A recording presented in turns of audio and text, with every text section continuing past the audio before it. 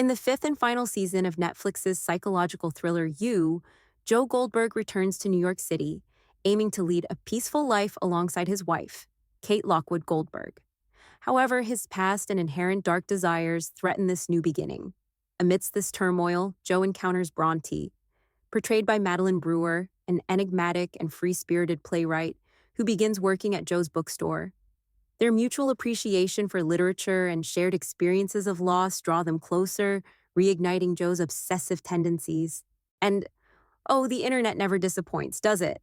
The moment Netflix announced Madeline Brewer as Brontë, Joe Goldberg's latest obsession in You Season 5, the comparison started rolling in like clockwork. Some fans are convinced she doesn't measure up to Beck. R.I.P. to our favorite poet with bad taste in men. Or Love, the most desperate wife ever. Because, Joe's type is apparently only conventionally gorgeous blondes who either write bad poetry or wield kitchen knives. The main complaint? Brontë doesn't have the same ethereal beauty as Beck or the sexy, crazy energy of Love.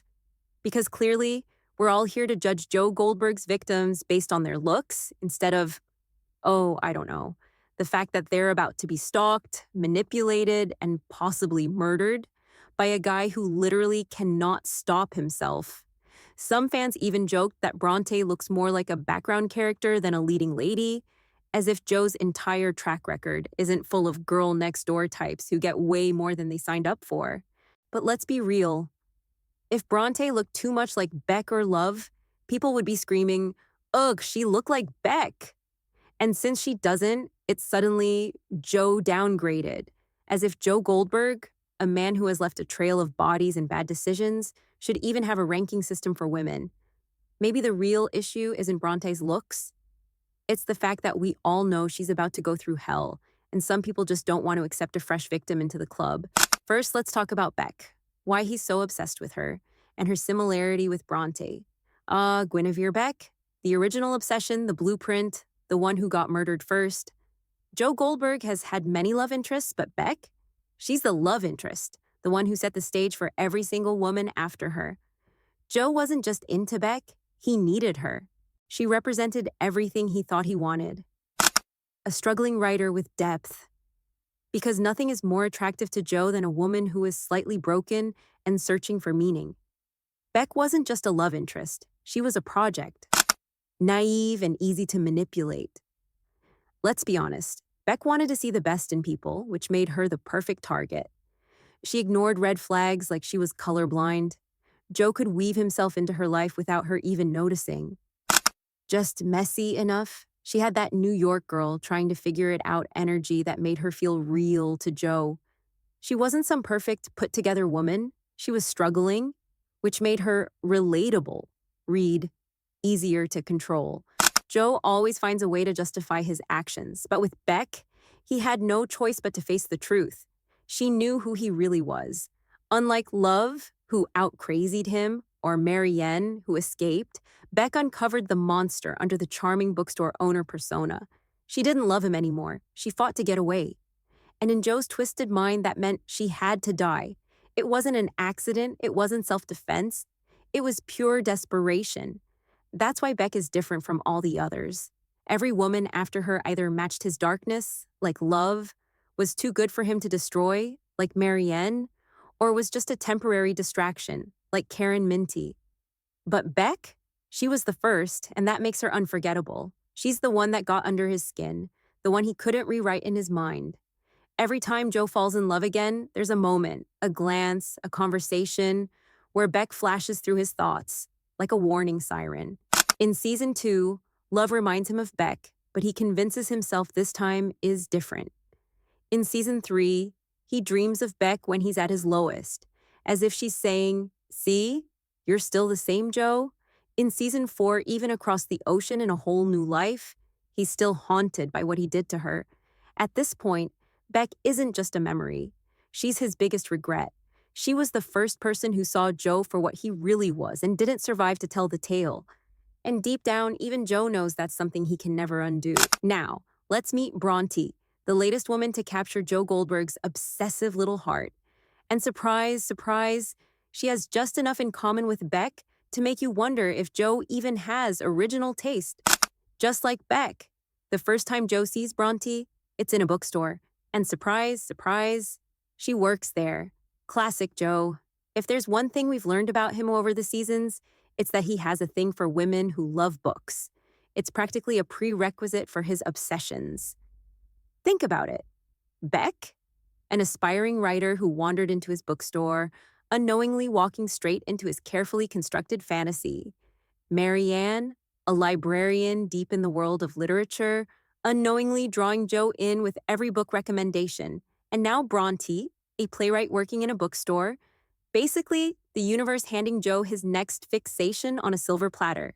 And let's not forget how excited Joe was when Beck showed interest in books. Remember when he enthusiastically encouraged her to work at Mooney's with him?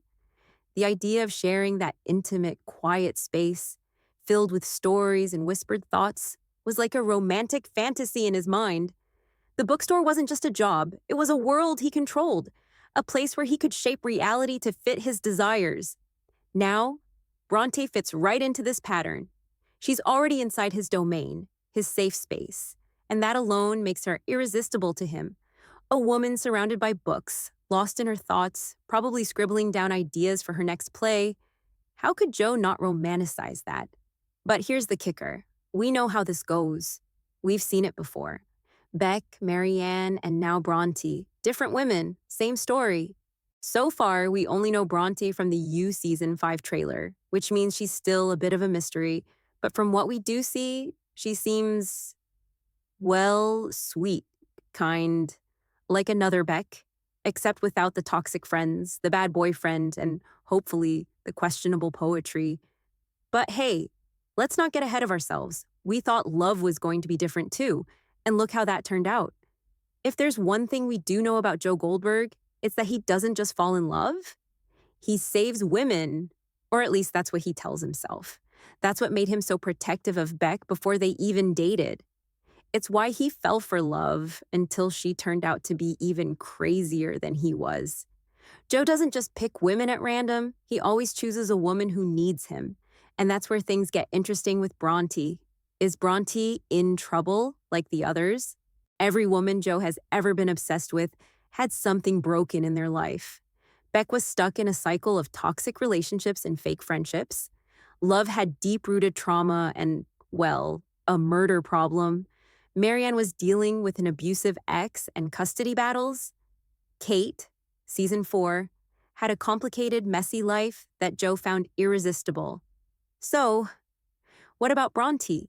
Right now, we don't know what her struggle is, but there has to be one.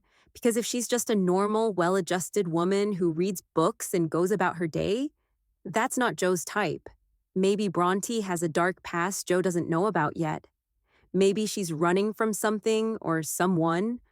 Or maybe, just maybe, this time, Joe falls for someone who doesn't need saving, and that is what makes her different.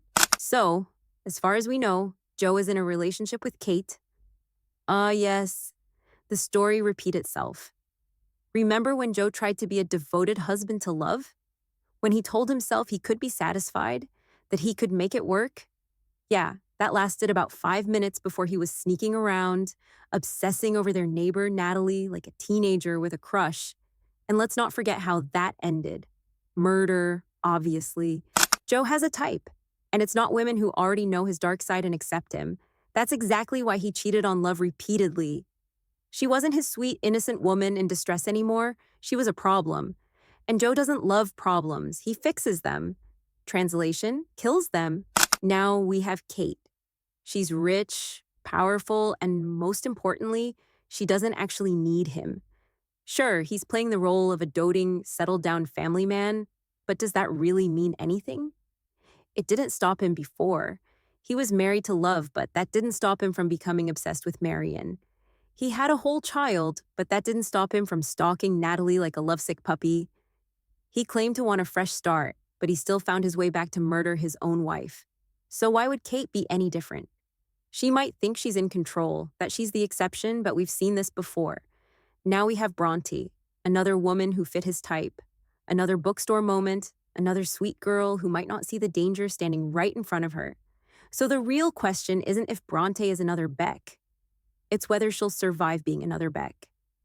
Will Brontë escape the cycle, or will she become another chapter in Joe Goldberg's twisted love story? And let's get one thing straight, stop comparing Bronte's looks to the others. She's beautiful, period. But honestly, that was never what mattered to Joe Goldberg. He doesn't care about a woman's face, her hair color, or her body. Attraction for Joe isn't about appearances, it's about how she makes him feel. Because at the end of the day, the only person Joe Goldberg has ever truly loved is himself. Joe loves to tell himself he's a romantic, a man who will do anything for love. In his mind, he's the tragic hero in a grand, heartbreaking love story, one where fate just keeps getting in the way. The problem? That's a complete lie. Joe doesn't love the women he's with. He loves the idea of them. He loves the way they make him feel about himself. The second these women stop making Joe feel the way he wants to feel, they become disposable. Beck started seeing through his lies. Dead. Love stopped being his perfect, submissive dream girl. A problem to be solved. Marianne refused to play along with his fantasy. Time to rewrite the story. Kate? Gods know what's gonna happen to her later. Joe doesn't want real love. Joe wants the fantasy of love. And the moment reality creeps in, the moment his partner stops being his idealized version of them, he moves on. Because if there's one thing we know about Joe Goldberg, it's this. The love story only lasts as long as he wants it to. And the ending? Well, we've seen how that goes.